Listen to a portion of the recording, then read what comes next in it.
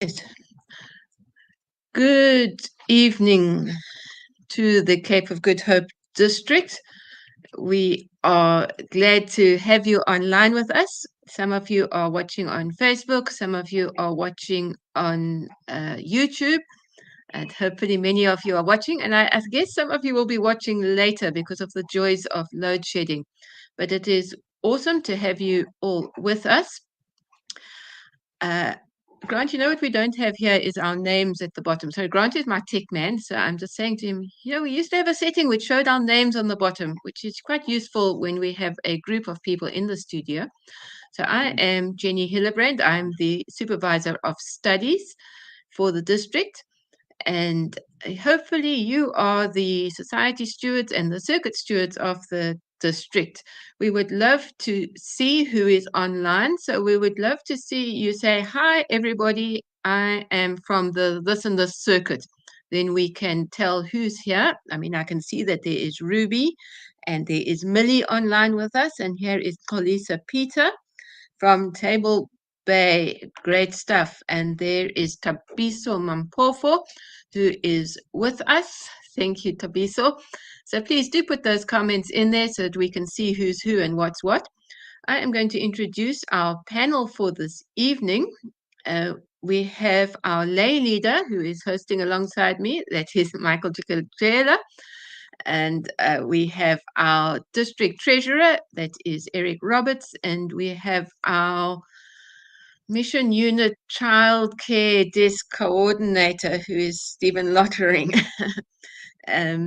We are hoping to have our Vice Chair, Reverend Zamani Sikopela. Yes, thank you, Grant. There's the names. That's much better. Reverend Zamani Sikopela join us as well. But of course, coming from the full space circuit, he may be having some challenges with load shedding and connectivity and whatever.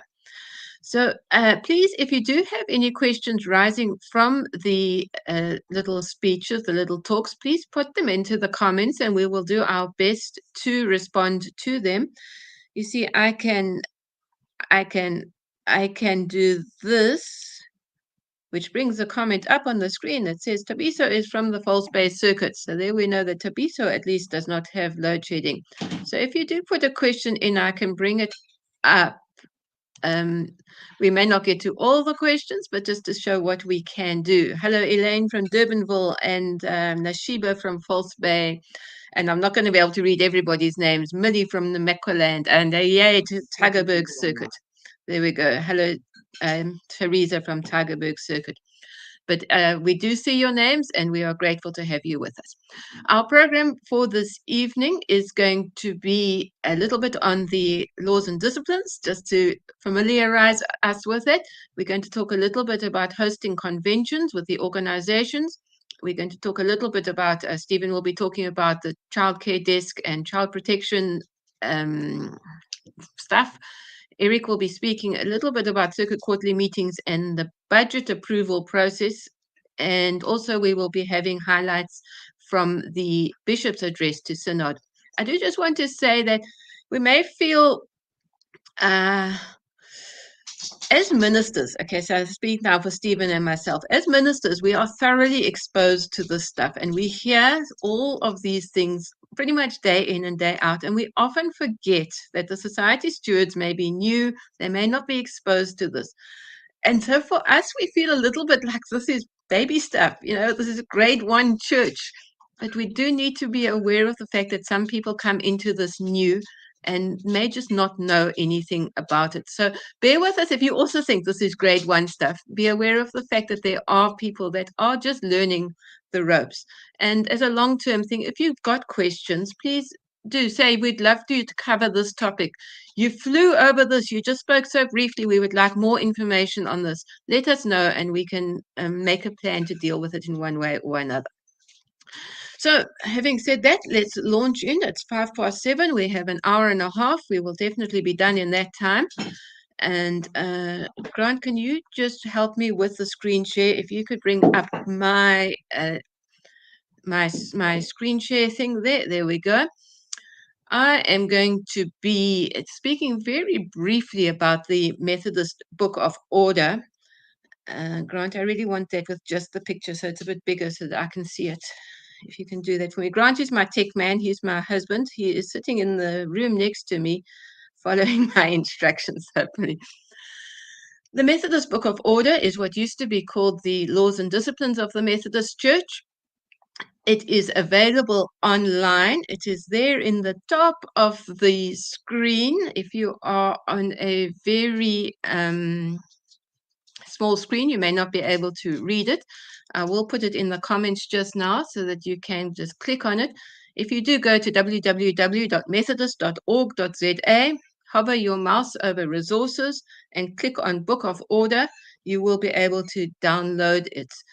The revised version from 2016, I think, is only available online. I'm not sure if there is a printed version of 2016. I think but either that or you can get printed 2014. I've also got a picture there of the yearbook. That's the 2022 yearbook because I don't have 2023 online yet. That is always used in conjunction with the Book of Order, but we will speak about that at another session. I just want to zip through this L&D that we sometimes hear about. What is this L&D of which we speak? Sometimes it's used in a very harsh way. The laws and disciplines paragraph, this paragraph, that say that, therefore we must. And that can give us a very negative picture of it. But in actual fact, it is a very useful source of information if we use it correctly. So from the forward, this is what it says. The laws and disciplines is an ecclesiastical, that means it's got to do with the church, an organizational tool that is meant to assist in the effective and orderly governance of the church. It is a blend of history, doctrine, policy, ordinances, and guidelines that have been agreed upon by past conferences.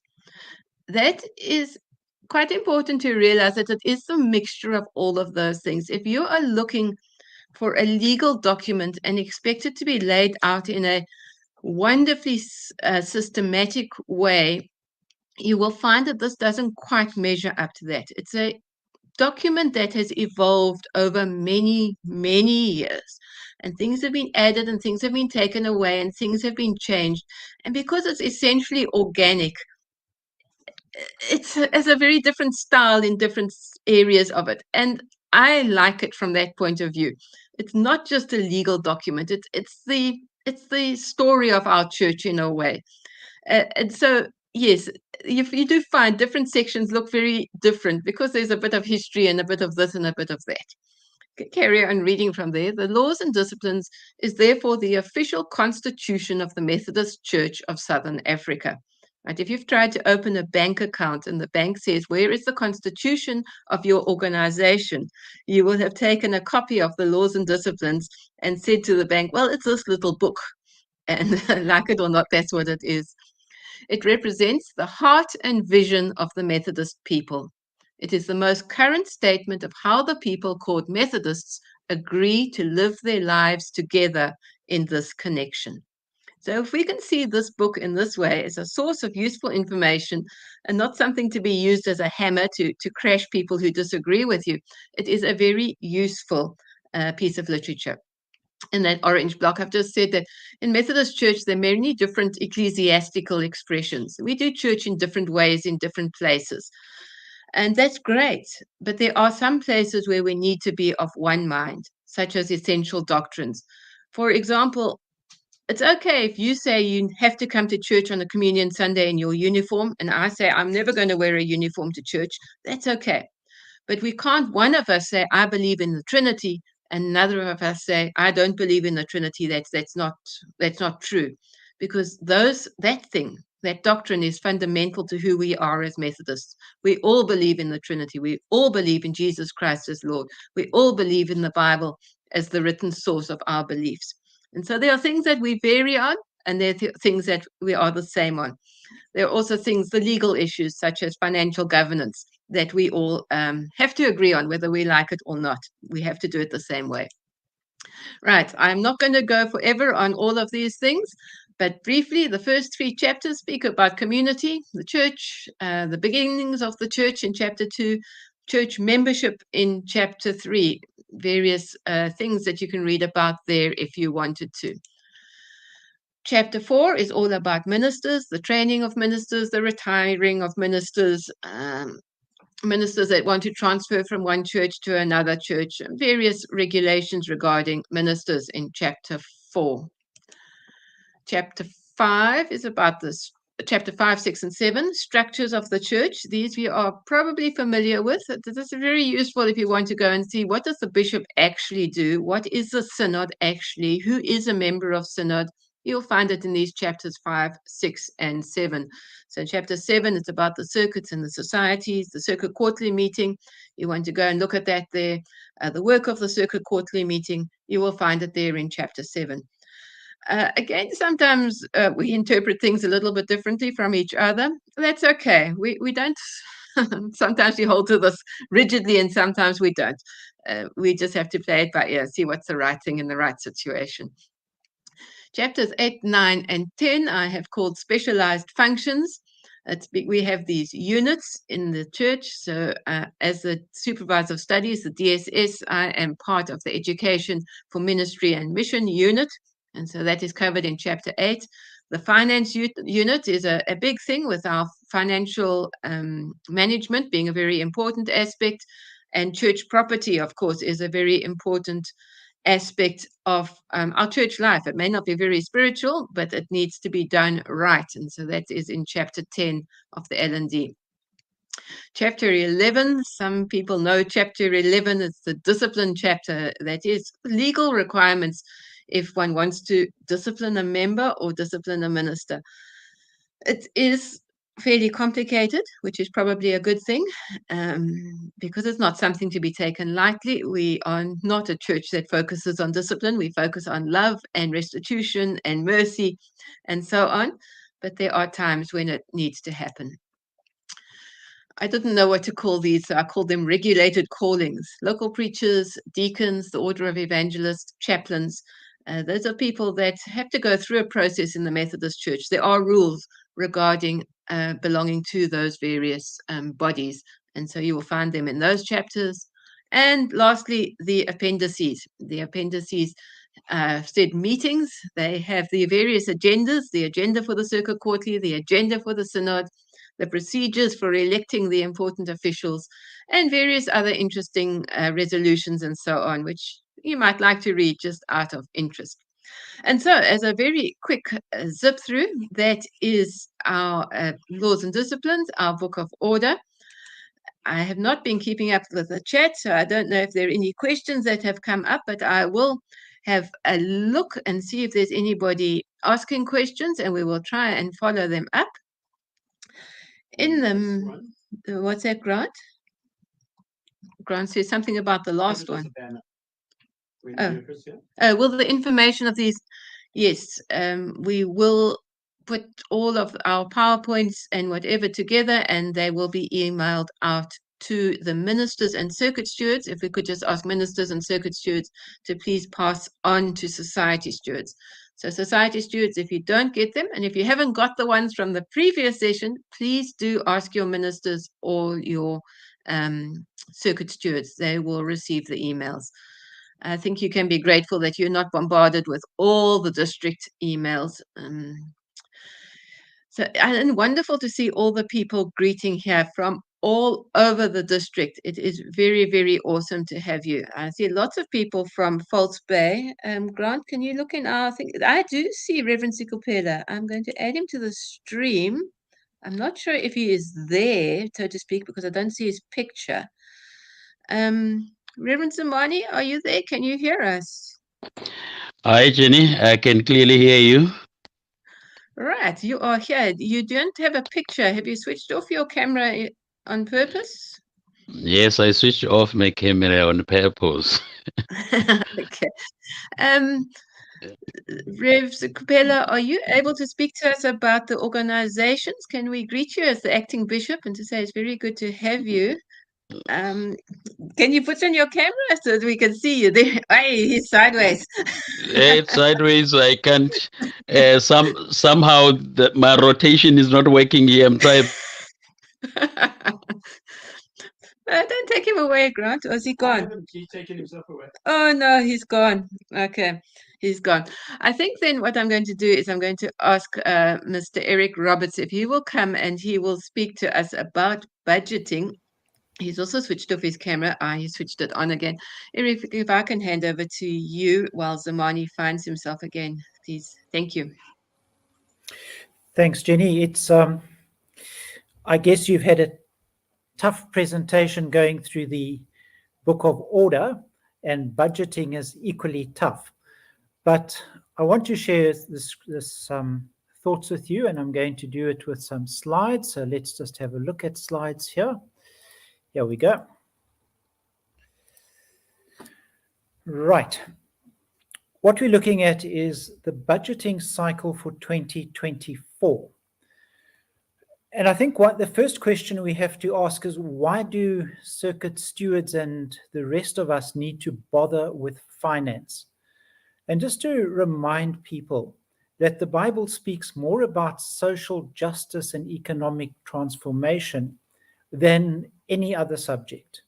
And so as we go through the Bible and as we live our lives as Christians, finance is going to play a role because we are dealing with the resources that God lays at our disposal, and we need to use them wisely. Now, there are multiple roles involved in dealing with our finances. Some here tonight will be stewards. There might be one or two treasurers amongst us. And of course, there are ministers and superintendents. And we all know what happens when you have 3 or more people working together and each of them has their own agenda, their own ideas, and they all want to go in different directions. You can land up very easily with a stalemate and a logjam. I think the first thing we have to understand as members of the Methodist Church and as leaders within the church is that our primary responsibility is to serving the Word of God. And we need to keep focused on where we as a church are going and put all our other agendas aside and focus on that. And then hopefully our roles become clarified as we do that. One of the things that can help us, and Jenny, thank you for introducing the L&D to us.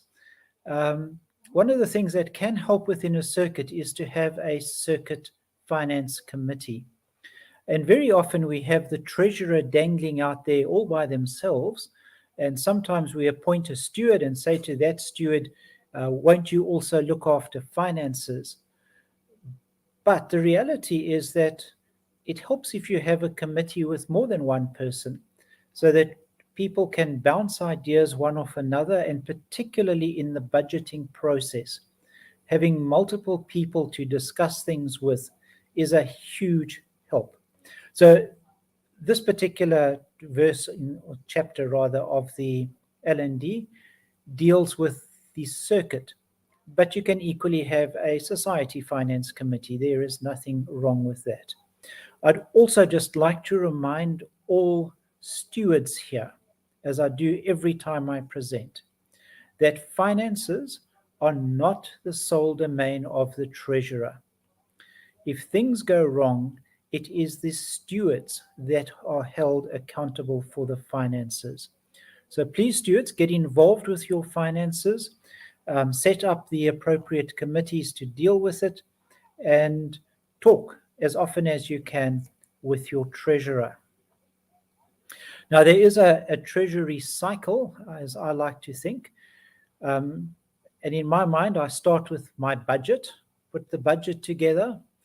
And once I know what's happening for the year in the budget, it's then a case of collecting the monies as they come in, safeguarding the monies, looking after them, putting them in the bank, paying the suppliers and other people that need to be paid, annually conducting an audit or a review or compilation of our finances, and then finally reporting to the congregation, reporting to the circuit, up to the district, up to the connection, so that our finances are handled as transparently as possible. But tonight we are really focusing on the budget part of that process. And so there are a couple of aspects to budgeting. The first is setting the budget. And that's a tough part. I'm going to talk in further slides about that. But once you have the budget and once you start the year that you've budgeted for, you need to monitor it throughout the year. And then you also need to keep on communicating about the budget and how you're doing against the budget to everybody that's involved, which includes people in the congregation as well as upwards and sideways and all over. So as you set the budget, firstly, it should be a participative thing. Now, I just need to balance that statement. You can't have everybody in the church sitting down and saying, this is the budget, that's the budget, and you get a free-for-all. But certainly the treasurer, the finance committee, the stewards need to speak to each other, and they need to speak to members of the congregation to find out what's happening, where's the church going, what is the vision, talk to each other, participate in putting the budget together. The worst thing you can do is for the treasurer to stand up at the October quarterly meeting and say, here's the budget for next year, and nobody has seen it before. That's terrible. So participate, put the budget together collectively. You should have an annual plan to say, during the course of this year, this is what we expect. Think of your revenues.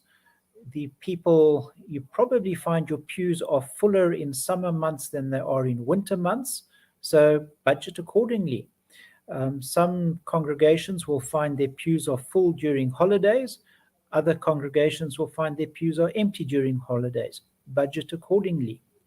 Put some realism into the budget. Don't say, let's budget 3 million rand for this project, when you're a society that takes in through the plate on a monthly basis 10,000 rand. There's a huge gap between reality and your plans there. So put realism in. Check your assumptions. What are your assumptions? We found in 2020 that a lot of assumptions we had made came to nothing because of COVID. But certainly understanding what your assumptions are is a huge help. And then work on the detail of the budget. It's all very well to say we're going to set aside 10,000 rand for refreshments. But what refreshments, where, when? Get some detail that people can interrogate and engage with. And so I fleshed those out on this slide, which will be more useful when we distribute it for the purposes of reading the slide. One of the assumptions I should have spoken about is just the growth and the CPI of the country. And right at this moment, who knows? South Africa is going through some very turbulent economic times, and it's very difficult to know what's going to happen in 2024. But make some assumptions, document them, and then you can find in January, if CPI is 10% instead of 6% that you budgeted, you've documented it, you can adjust your budget for that. Be realistic in your budget, be practical, make sure that it's a sustainable budget, and above all, make sure that it is a budget which demonstrates your faith in our Lord. Some of the things you're going to need to put into your budget quite easily come out of a list of expense items. And on the left of the slide, hopefully you can see the first thing you need to start thinking about is the stipend and the allowances for your ministers. Now, in November, you're going to need to tell the connection what you have agreed in terms of stipends and allowances. But understand this, that when you tell the connection, we are going to pay our minister X, Y, or Z as a stipend, that's a contract that you are entering into. And you should think very carefully before you say to the connection, we are going to pay this to the minister, when you, at the back of your mind, are thinking, but we can only afford that. Be honest. If you can only afford a half a basic stipend as additional, then pay that and declare that. Don't say, no, we're going to pay a full extra basic stipend, and then don't meet your assessments. So make sure your stipends, you've applied your mind to what you can afford for the minister, for housing, and all of the other allowances. Sit down and look at your plant. How much is it going to cost you to maintain your plant, your church? Does it need painting? Does it need fixing? Do you need what do you need to pay for water and lights? What do you need to pay for insurance? And you're going to pay monthly to MCO for insurance, but figure that in.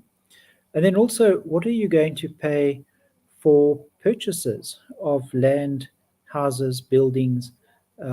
We don't always have capital expenditure, but when you're heading towards a major purchase, sit down and include that in your budget. Look at your circuit traveling. MCO sends out in about October. Here is what we suggest for the traveling allowance for next year. But remember that you are not bound by that. A minister that is bound every day in his office and never leaves the office probably doesn't need a huge travel allowance. Whereas a minister that is in the car every day traveling to see parishioners all over the place, she might need a bigger than average travel allowance. Apply your mind to that. Look at what you're going to need to pay MCO for medical, for supernumerary fund. All of these things appear on your circuit statements every month, and they're quite easy to lift out there. And don't leave them out of your budget. You might be tempted just to focus on the stipend, but you forget about the medical and the supernumerary funds. Remember, you have to pay those. And then the other things that happen in your church. You're going to, if you have a church secretary or something, you're going to need to pay them. You might need to pay your organist, your sound desk person, all of those sort of things. And of course, don't forget, once a year you need to be audited or reviewed, etc. And that many people do as a pro bono activity, but you might need to pay for that. And then payment of special offerings. Remember that your Good Friday, your Christmas Day, something in May month and something in October, don't belong to you. They belong to the Children's Fund, they belong to the Methodist, to the Ministerial Students Fund, they belong to the Home for the Aged, they belong to those special collections. But put all of that expenditure, draw up a checklist for your church to say, these are the things we have to consider, include them in your expenses. Ditto for income. I haven't drawn up an extensive list like this for income because income is a lot simpler. It tends to be what's in the plate, what's coming in major donations, what's coming in through rentals and other things, but it's 5 or 6 items. So when you sit down in August, September month, you should be looking at what are the inflows that we can expect during 2024 and what is the outflows that we can expect. And the way I've listed those outflows, I've put the mission objectives first. Don't forget that the church exists to be part of the mission of God. And don't spend all your money on your operational costs and leave nothing out, nothing on board for mission. Your mission is what you're there for. So I've put that up at the top. But remember, your budget has to be balanced. You don't need to make a profit, or a surplus is what we would term it, but you should not be budgeting for a loss. Ideally, you budget for a 0, or if you're growing towards something, you put in that amount that you want to grow towards. Into drawing up your budget, start from a basis of faith. Remember that it is God's money and we are managing it for God's purposes. So it's got to start with the basis of faith. It has to be realistic. And above all, keep your budget simple. I listed 20 expenditure items there.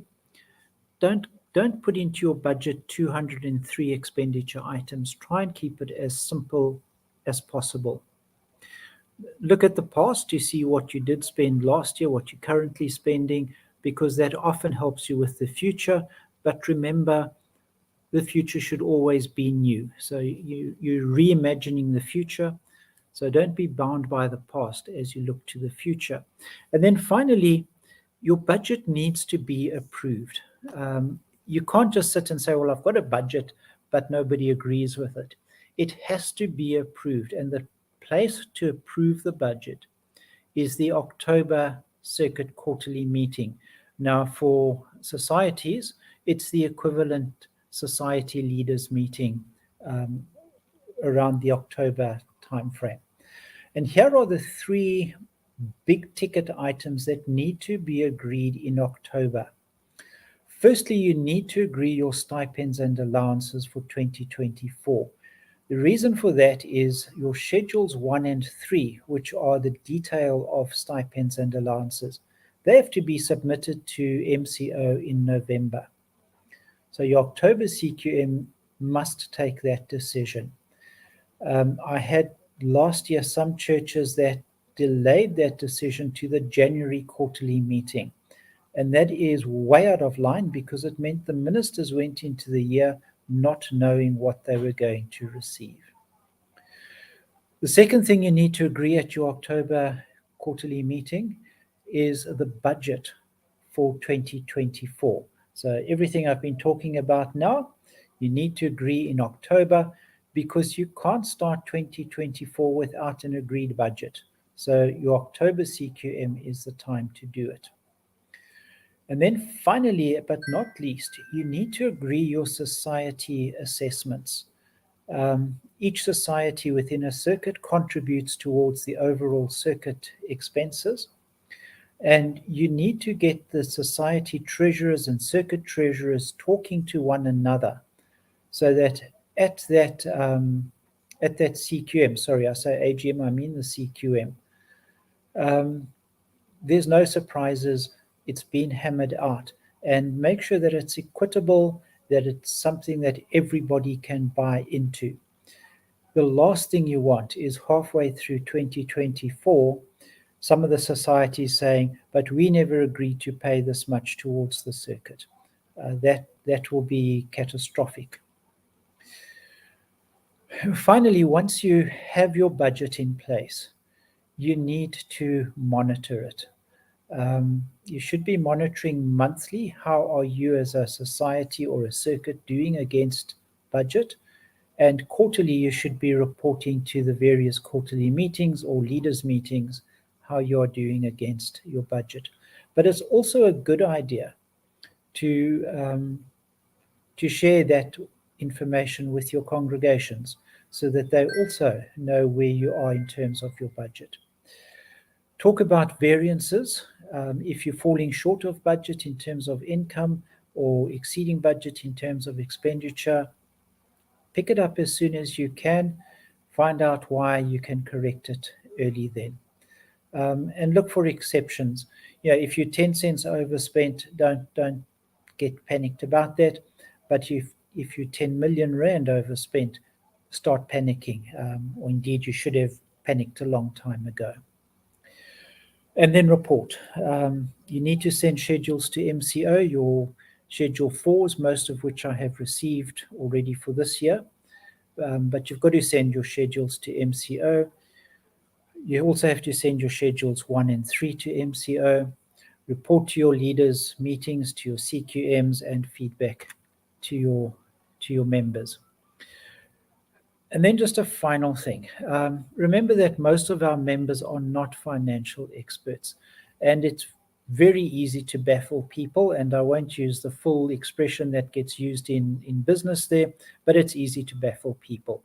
But as followers of Christ, we are called to lead.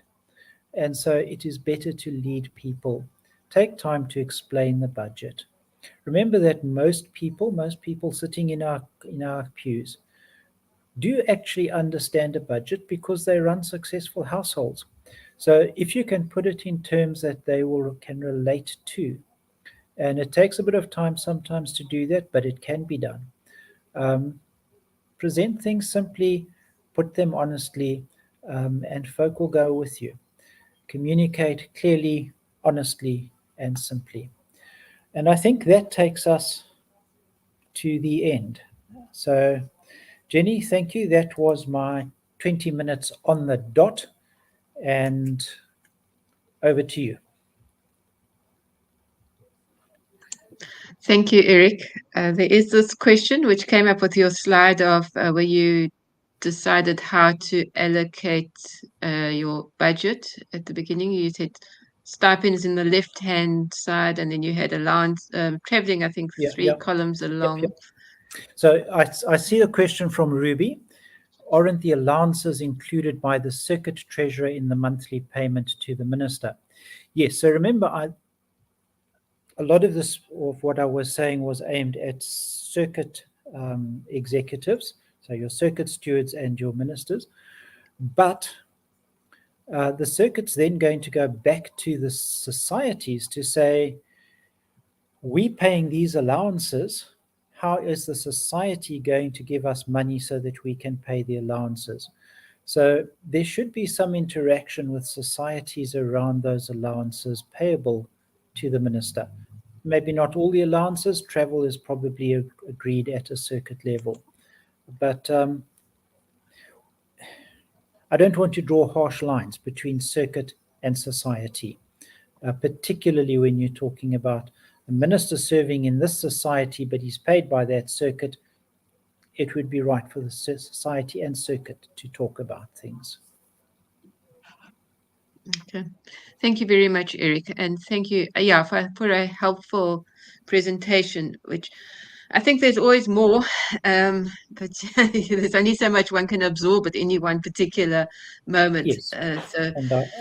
Thank you very much for that. I must say, when you talk about schedules 1 and 3 and so on, as a minister, even as a superintendent minister, there were schedules that I did not ever see because they were received by the circuit stewards and submitted by the circuit stewards, and I did not even know that they existed.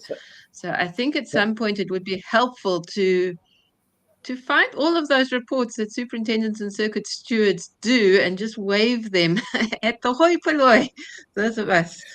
So can I just make I know my time has expired, but can I make a comment on that, Jenny? The Schedule 1 and 3, and for those of you that have never seen them, Schedule 1 is the detail of the stipends that will be paid to ministers in a circuit, and Schedule 3 is the detail of the allowances that will be paid to ministers in the circuit. Now, there is no requirement on that for any ministerial signature. It's got circuit steward, circuit treasurer, and district treasurer. And I think that's a lacuna.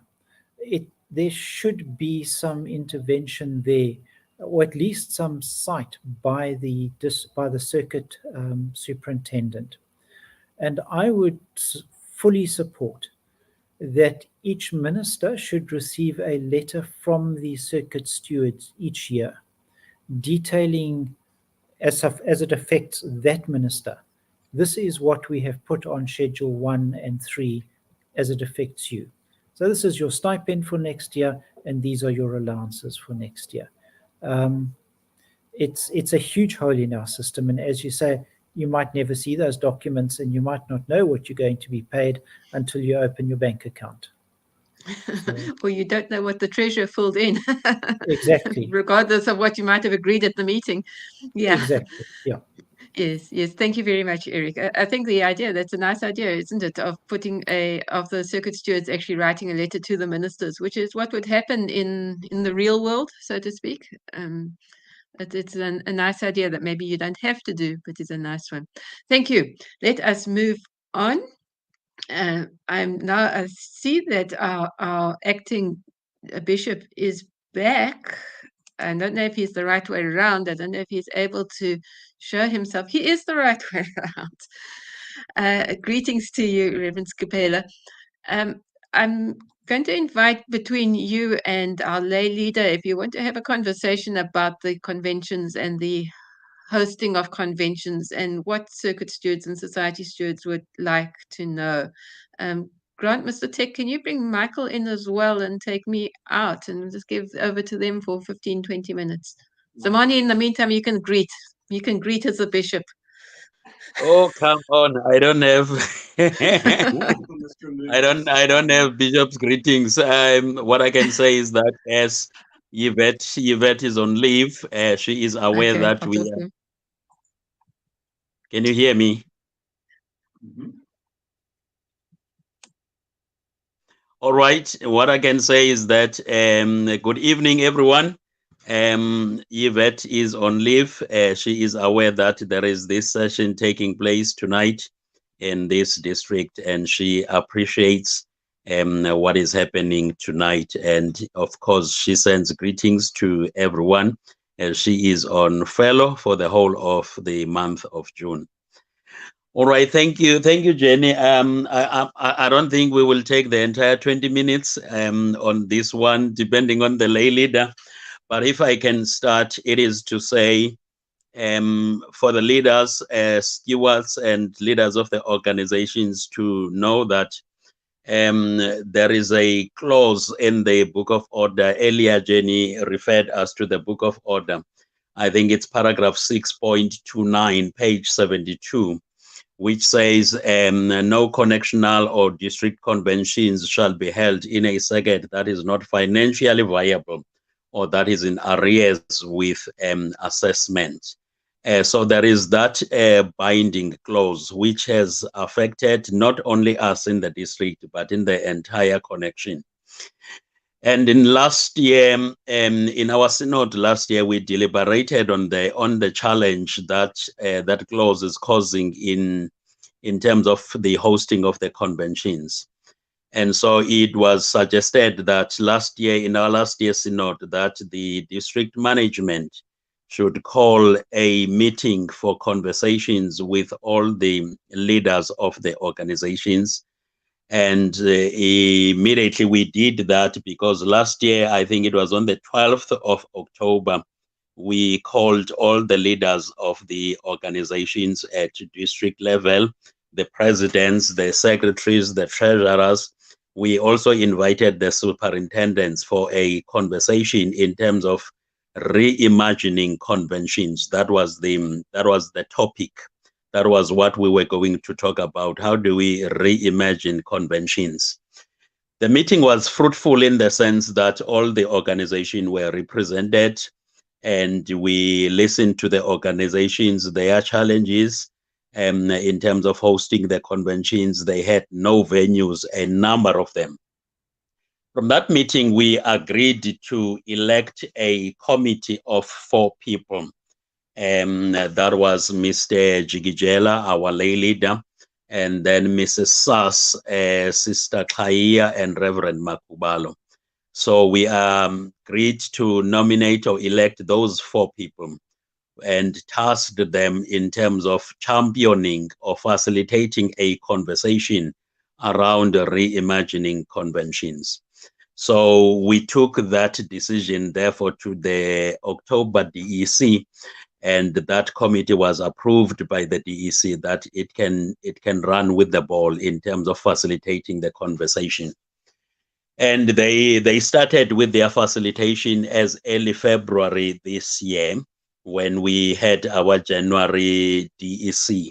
So they started the conversation. They called the leaders of the organizations and started a kind of a workshop in terms of, what procedures are to be followed, when it comes to the hosting of the conventions, etc., etc. And subsequent to that, we called all the leaders of the organizations that had no venues in the year 2023 for their conventions. and we had started conversations with them. Yes. But what I can report is that following that conversations we had, because the intention was to help all the organizations, to have their conventions fruitfully.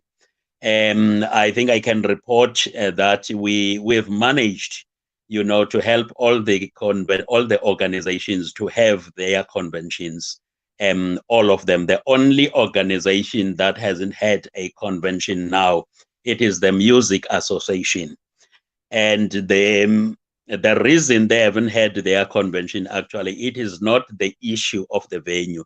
It was because of there were some issues in the very same organization, that is the Music Association, that needed to be tackled. So that is the only reason they didn't have their convention.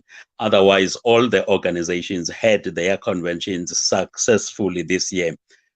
Upon having, day-to-day conversations with the leaders and the circuits, circuits joining together and making it possible for the organizations to have their conversation.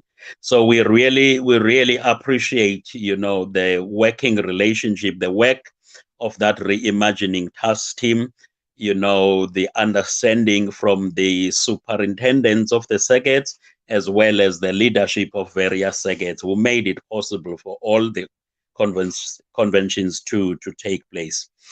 But apart from that, what we agreed upon was that, again, this team of 4 people, we agreed that they would go to each and every convention to start a conversation with the constituency of the convention to say, how do we reimagine conventions? So they did those presentations in all the conventions. And as far as I understand now, I think their report at the synod was that they are busy now collating those responses from all those organizations to be tabled at the next DEC, because you can imagine that some of the conventions only took place, a week before synod, 2 weeks before synod. So those organizations are still busy collating their responses. So we're looking forward to hear the responses from the organizations on how they think we should reimagine convention. So we're hoping to hear that in the next DEC meeting.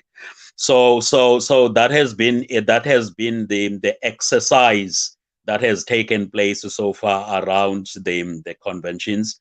We are still, under that rule that no circuit that is in arrears should host the conventions. That rule is binding all the circuits. But despite that rule, we are having conversations. We are prepared even to have conversations now going forward to make sure again that conventions do take place in a meaningful way. So that is the commitment from the management and the commitment from the task team. I don't know if Michael wants to add anything. That's all, Mfundisi. Thank you. Thank you, Jenny. That's it around the conventions. Yes. Okay, thank you very much. Thank you for a good explanation, for helping us all to understand. I think, like I said, with the finances, there's always so much more to get to grips with. Perhaps for some of us, a little bit more on the outside of the thing. I know our circuit is now hosting the Women's Association next year, and every year it's a bit of a mystery as to exactly what we have to do. But it's wonderful that all this work is being done. And I know we speak about circuits being in arrears. That means circuits that have not managed to really to keep up with their payments to MCO. And often means that ministers have been going without stipends. And you can understand we say that a circuit is not going to host a big event if they are unable to actually meet their costs, which became considerably worse due to COVID. And I think the good news is that many circuits are showing wonderful recovery. And so I trust that this is going to be less of an issue going forward as circuits actually become liquid again, become solvent and able to meet their commitments. So thank you very much to our acting bishop and to our lay leader. We will hear some more from our lay leader shortly. And I'm now going to find our child care desk person who has been hiding somewhere. There he is, come visible again. And to invite Stephen Lottering. I think he is well known online and on Facebook to all of you. To ask him just to speak to us about the childcare desk and child safety, particularly in our circuits. Thanks, Jenny, and good evening, everyone. I think there's just a couple of things that I'd like to highlight. One of the things we're really struggling with at the moment is the appointment of a child protection officer. So every circuit, at the very least, every circuit should have a child protection officer that is appointed to the circuit. Societies are welcome to appoint someone at a local society level to be a child protection officer, but at the very least, at circuit level, we are required to do that. That is to ensure that the safety of children within the church, within our church spaces. I hosted a session last week on Facebook, on the Cape of Good Hope Facebook page, around the issue of safety, and I think we're all aware that that safety amongst children is imperative, and we're realizing that more and more our children are not safe. They're not safe on our streets. And scarily enough, they're not even safe within our church spaces. And so we, as a church, really have to take seriously the safety of children, especially whilst they're in our care within the churches. But obviously, broader than that, even, we need to ensure the safety of our children in our communities. But at a church level, which I think is what we're focusing on tonight, the child protection officer is there to ensure that the churches are safe spaces. Sadly, we think the churches are automatically safe spaces, but because of the high level of trust, the church becomes a place where that is vulnerable to people who are seeking to hurt children in various different ways, and so we have to maintain some kind of safety regulations. So for those who may not be familiar with it, the church does have a safeguarding policy, and that is available. It should be available on the Methodist Church's website, but I will also make that available. Jenny can't seem to comment in the comments section on this platform that we're using, but I will certainly add a link. I did some training recently at our Children and Youth Synod and made those documents available on a Google Drive. And so I'll put that link in, and you can go to that Google Drive, and you'll find all the information that you need around the safeguarding policy of the Methodist Church of Southern Africa, which goes into a lot of detail about how we can protect children, how we can create safe spaces. And so that's one of the things we need to understand first and foremost, is that we have a policy.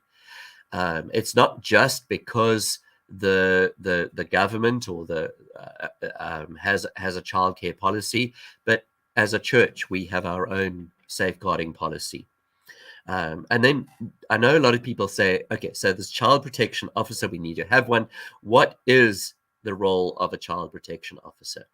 Well, first and foremost, the role of the child protection officer is to ensure that everybody who works with children within the circuit, at society level, at whatever level, that every single person who works with children is cleared against the Child Protection Register.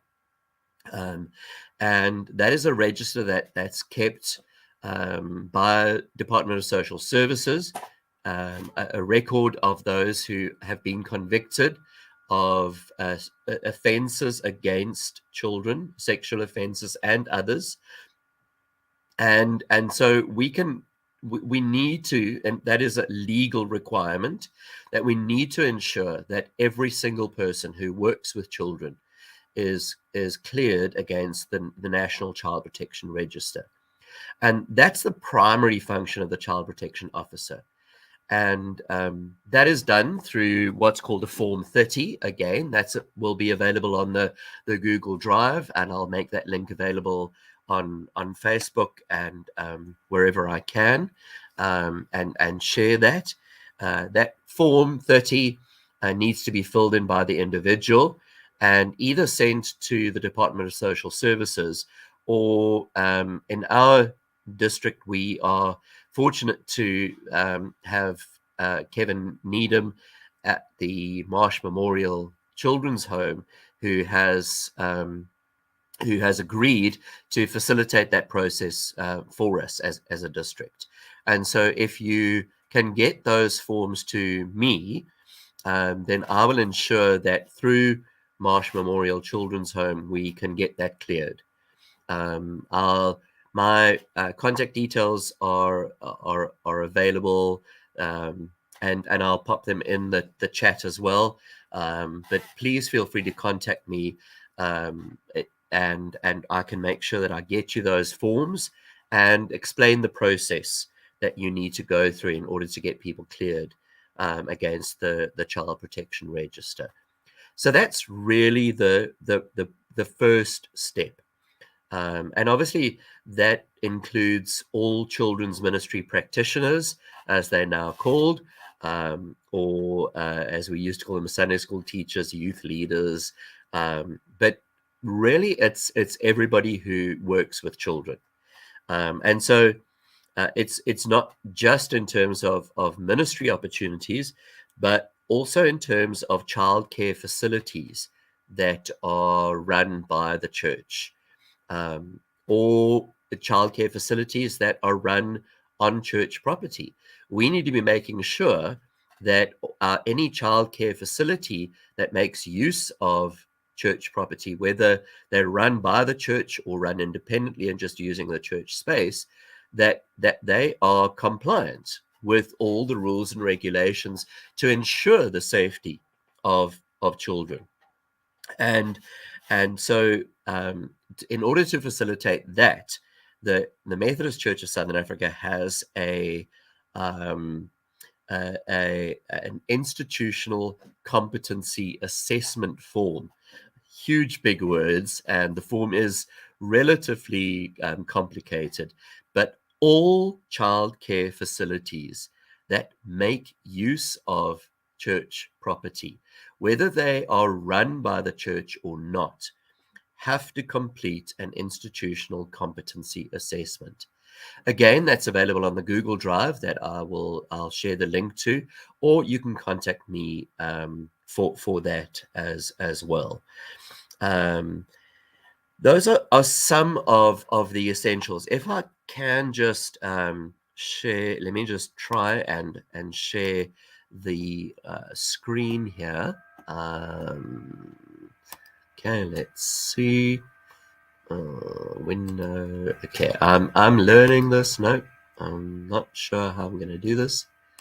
No. Okay, that's not going to work. Is that there is a poster. Maybe if I open that, then it appears there. Sorry, I'm new to this platform, so just trying to work this one out here. Okay, there we go. Right. This should be accessible to within all church spaces.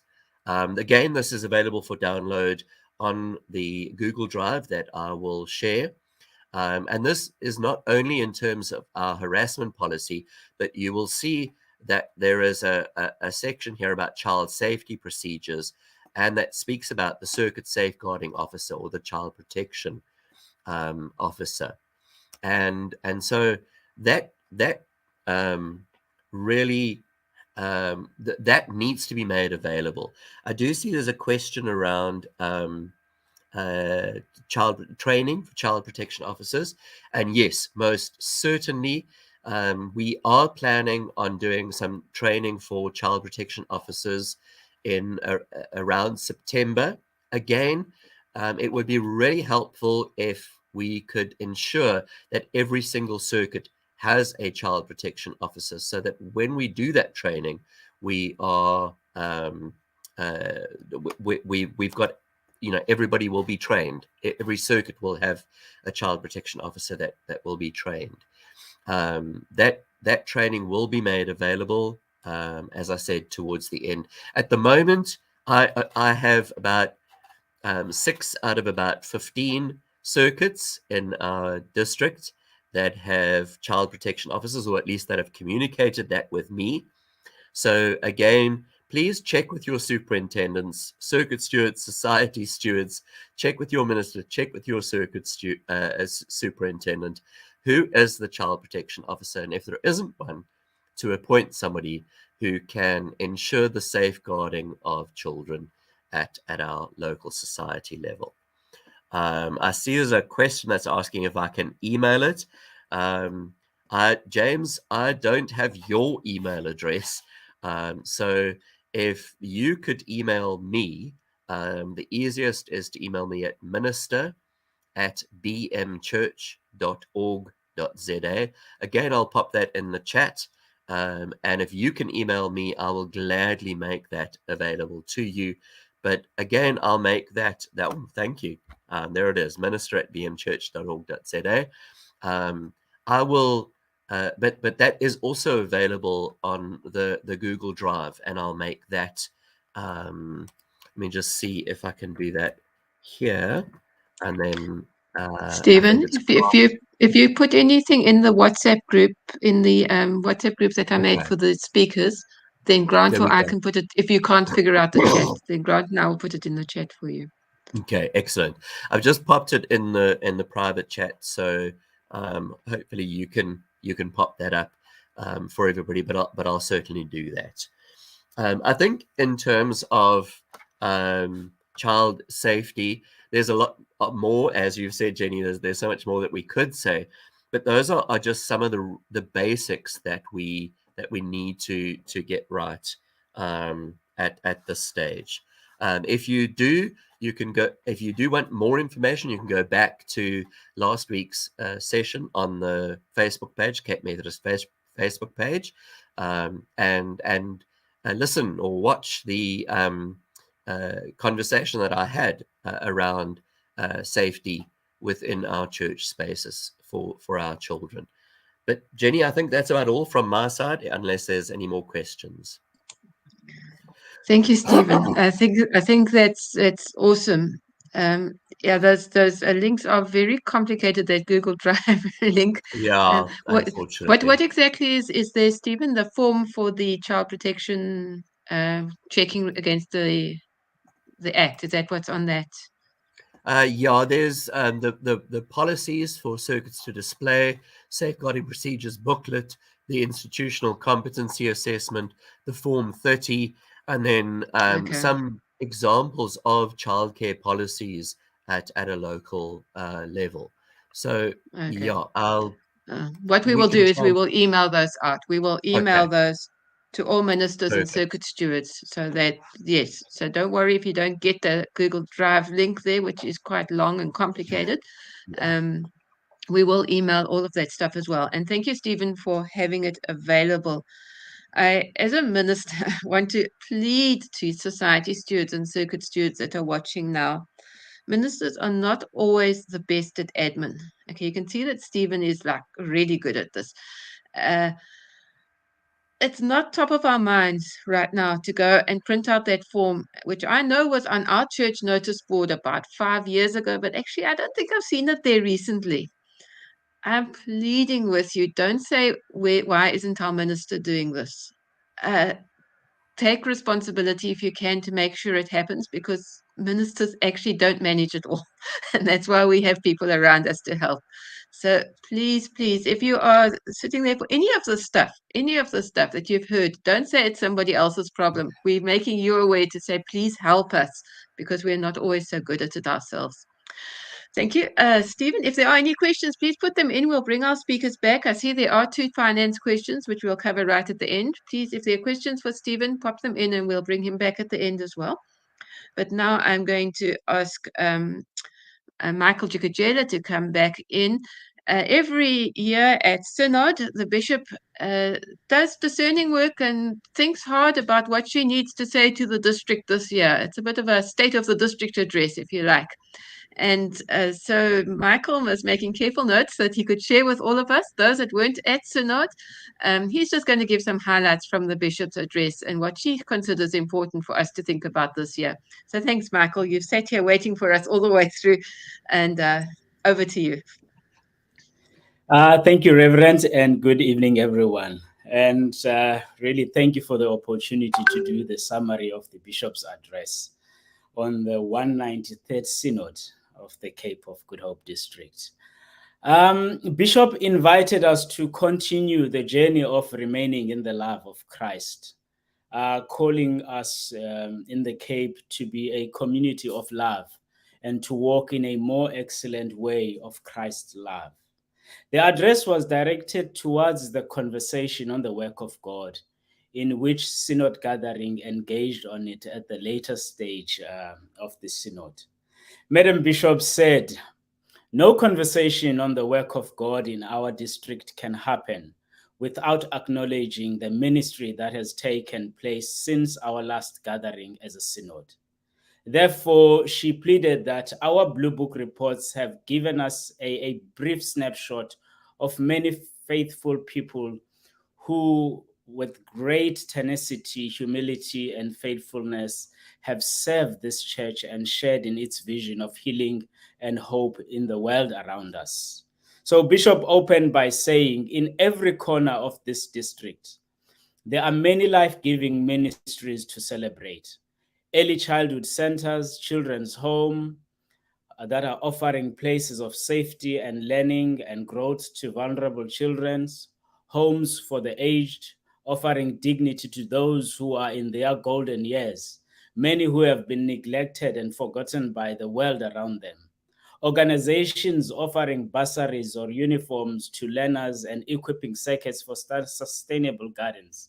And there are a lot to mention, Fundisi, but for the sake of time, I will mention only those.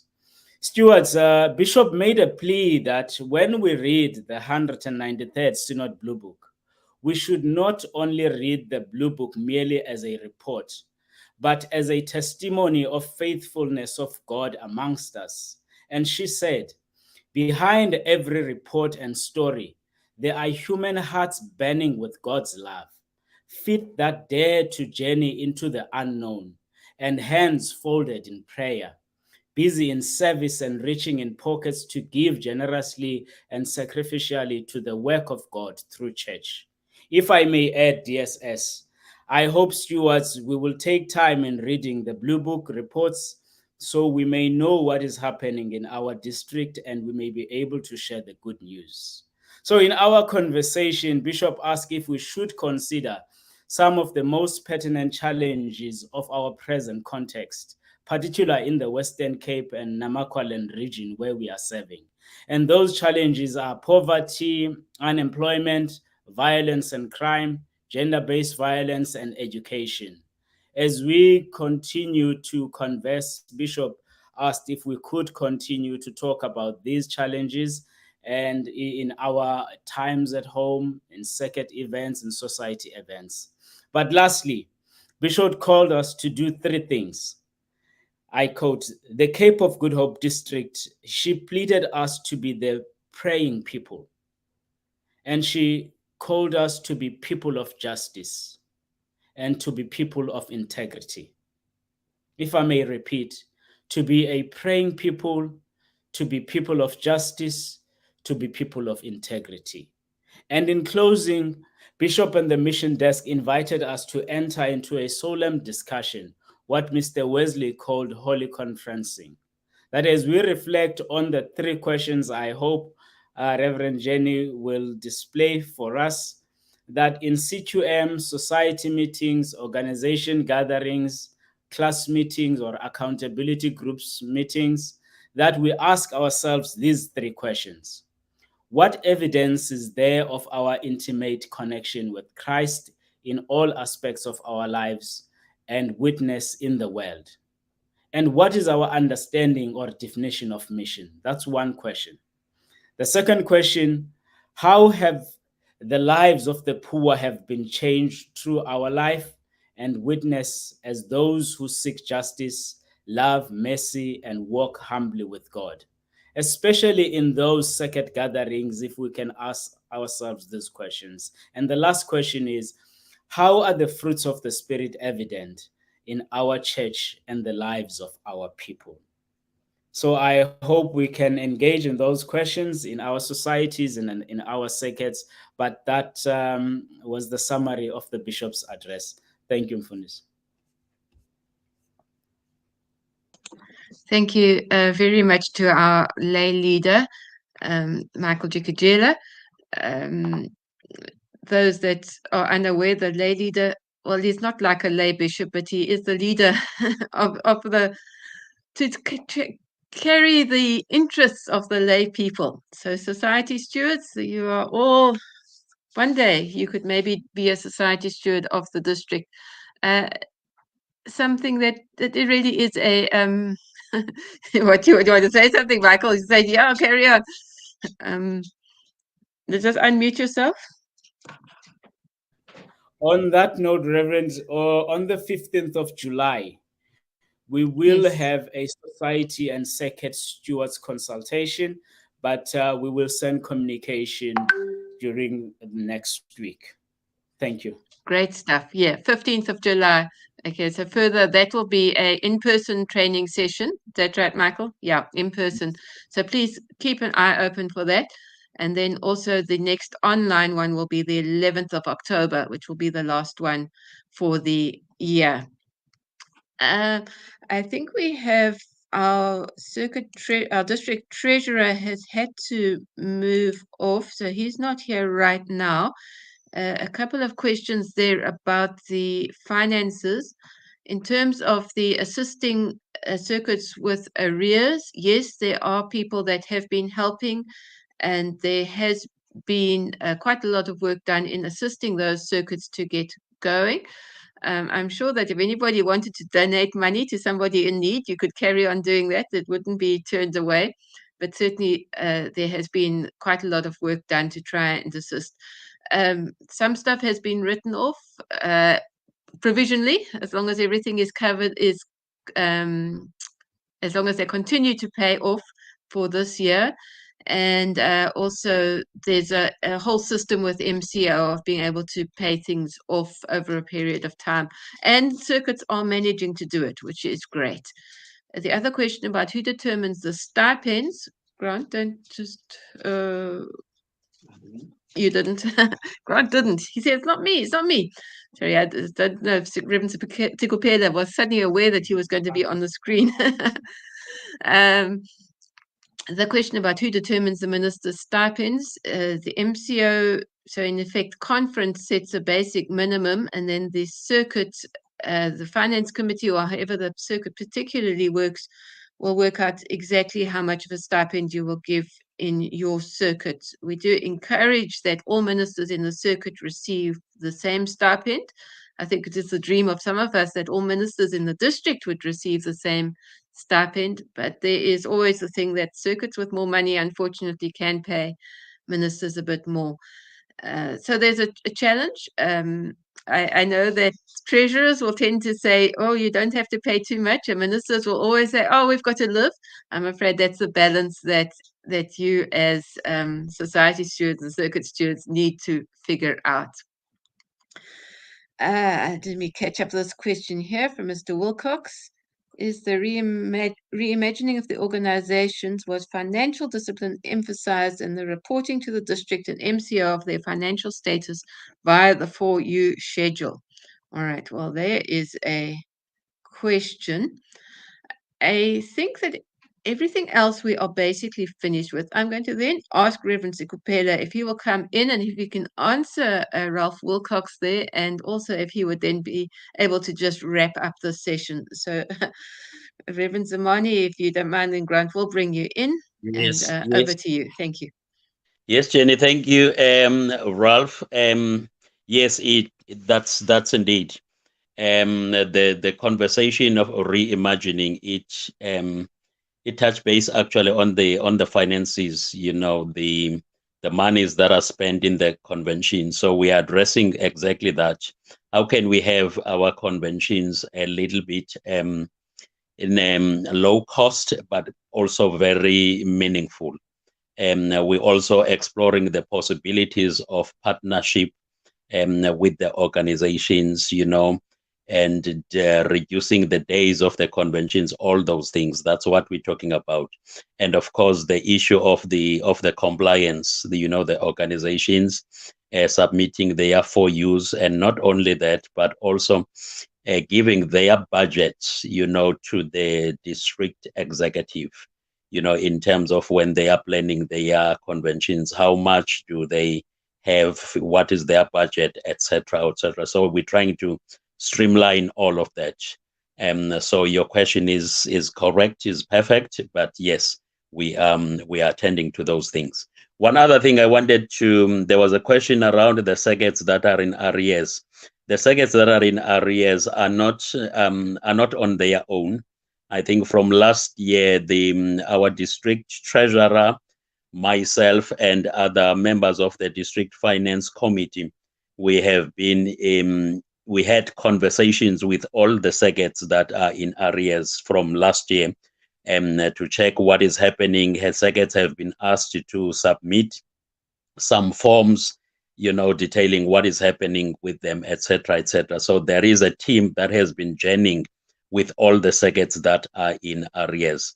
And more than that, I think I can say it here that with ministers that have not been receiving stipends, during the years of COVID, there has been money that was donated to those ministers who were affected.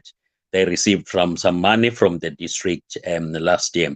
So there is an ongoing conversation with all the circuits that are in arrears. There is a team attending to that. So I wanted to add on that journey, so that we don't think those circuits are on their own. Actually, we can say that this synod has agreed actually to scratch the arrears, the district arrears, not the connectional arrears, the district arrears of the COVID years. That is, I think, 2020 and 2021. Those circuits that were in huge arrears at district, those arrears has been scratched. That's the decision of the synod, so that it becomes easy for those circuits to catch up with their connectional arrears, etc. Thank you so much, Jenny. Thank you, Reverend Zamani.